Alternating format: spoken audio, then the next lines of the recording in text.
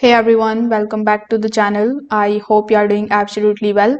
In today's video, I will show you how to find 52-week high stocks in TradingView in 2026.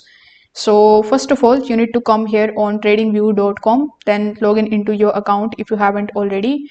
Now guys, before moving further, if you are interested in purchasing the TradingView subscription, you can just check out the link of this Black Friday deal in the description. In this particular deal, you will get the subscriptions at up to 80% off plus 1 month additional absolutely for free.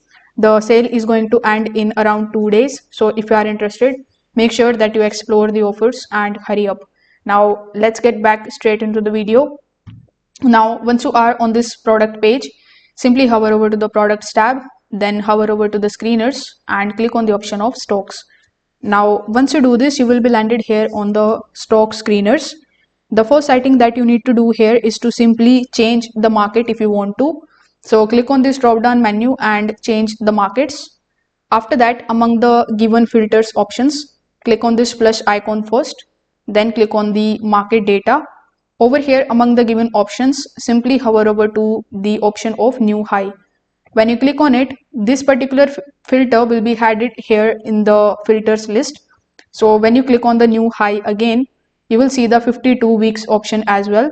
So when you click on the option of 52 weeks in the new high, it is going to use the filter and update the list as per the details that you want, like 52 weeks which we want. So if you want this only for the specific markets, you can again click on this drop down menu and you can change the market as per the country. You can also apply some other filters into it so that you could filter it out more further. If this video helped you out, make sure that you like this video and subscribe to the channel. Thanks for watching.